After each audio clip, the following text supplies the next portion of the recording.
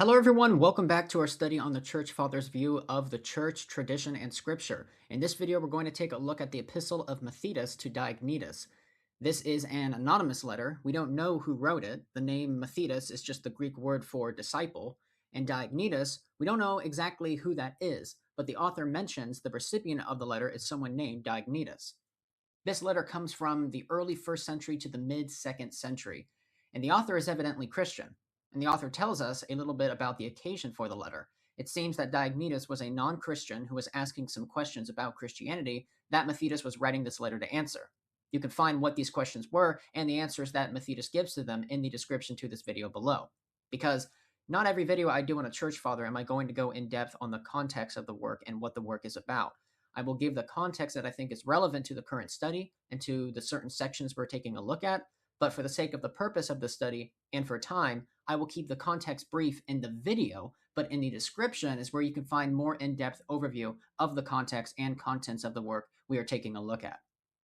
So with that being said, let's take a look at the section from the epistle that we're going to study. This comes from chapter 11 of the letter, and it says this. It says, "This is he who, being from everlasting, is today called the Son, through whom the church is enriched, and grace, widely spread, increases in the saints, furnishing understanding, revealing mysteries, announcing times, rejoicing over the faithful, giving to those that seek, by whom the limits of faith are not broken through, nor the boundaries set by the fathers passed over.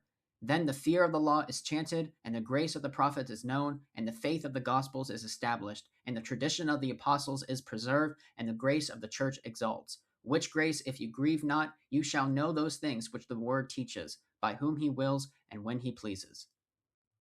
So this section of the letter breaks off from the rest in its style, going from a personal letter written to an individual to the ending of a homily in a church service.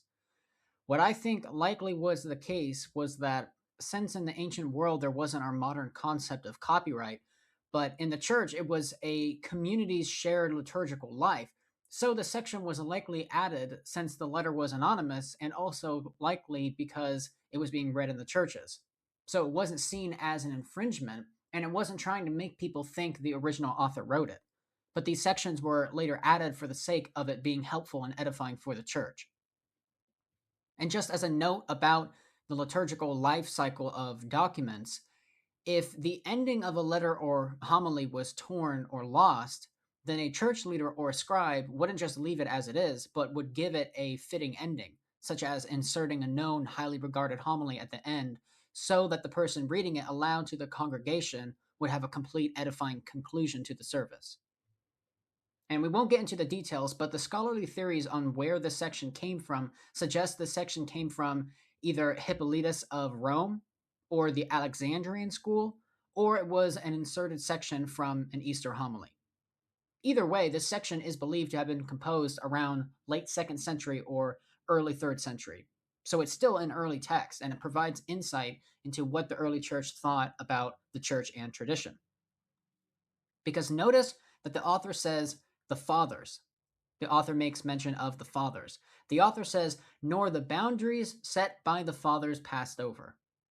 Now, arguably, this could refer to the patriarchs of the faith, such as Abraham and Moses, but I think it's more likely referring, because of the context, to the church fathers, because for one, as we shall see, in Polycarp's letter, even then he makes mention of Ignatius. So mentioning other church fathers early on was not strange or out of context. And when you take a look at what is being said about the fathers here, it sounds ecumenical by the statement, "nor the boundaries set," not just referring to the teaching of Moses. Because these boundaries here seems to strongly suggest a defined rule of faith. And that was the context of what was being historically dealt with at this time in the 2nd century with Gnostics. Defined rules of faith was being made to combat heresy. So if that's the case, if the author is referring to church fathers here, then what is this saying? It shows that the early church took doctrine seriously and believed in boundaries that could be authoritatively set as defined doctrine for the church to guard and preserve and defend the church. And we also get a glimpse of what the liturgy or worship service of the church looked like.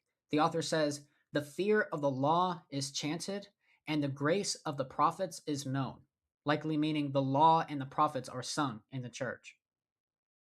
And notice that the author says, and the tradition of the apostles is preserved.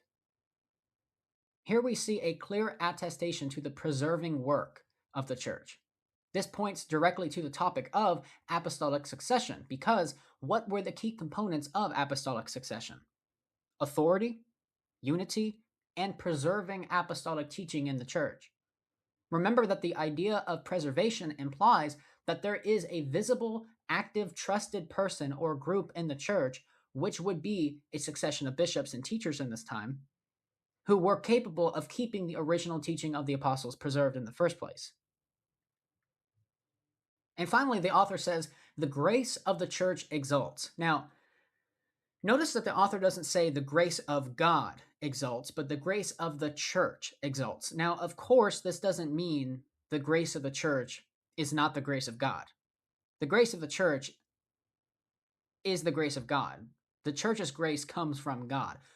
But what this does mean, the way that the author phrases it here, is that this is highlighting a certain aspect about the identity of the church, which is that the grace of God is not abstractly, mysteriously floating out there and can't be found, but it's concretely found in the visible church on earth.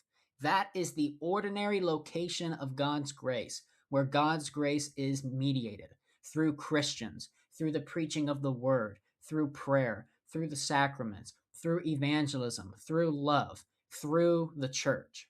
And the church possesses grace out of necessity, because it's only by grace that the church exists in the first place and survives and is preserved. And it's only by grace that the church grows and thrives and lives. And just as a final note about the phrase, the grace of the church exalts, this was a deliberate counter against the Gnostics, because the Gnostics' beliefs were radically individualistic and elitist and sectarian. And they believed that grace and spiritual illumination was spiritual sparks trapped inside only select few individuals. So in Gnosticism, if you don't have a historically grounded faith in the Gospels and the teaching of the apostles and their writings, then what you get is the many Gnostic groups that were fragmented because they each claim their own private revelations. So to counter that, the author here states, the grace of the church exalts, meaning that grace is found in the church, not in these Gnostic groups. The grace of the church is not saying the grace of one person or another, but it is a complete body. It's found in the body of the church as a whole. And we know that this is meant to be a counter to the Gnostic beliefs, because this is the same kind of argumentation that Irenaeus makes, for instance, when he says in his work Against Heresies that, for where the church is, there is the Spirit of God, and where the Spirit of God is, there is the church, and every kind of grace. So the argument that Irenaeus uses is that to separate yourself from the church is to separate yourself from life. So with all that being said, to sum up what we can gather from this letter on the church and tradition, even though this section is likely not from the original author, it's still from the early 1st century to mid-2nd century, which provides us with an early look at what the church believed about itself and tradition, which is that, 1, this letter provides early bedrock for the early church's view of the importance of accurately preserving apostolic teaching.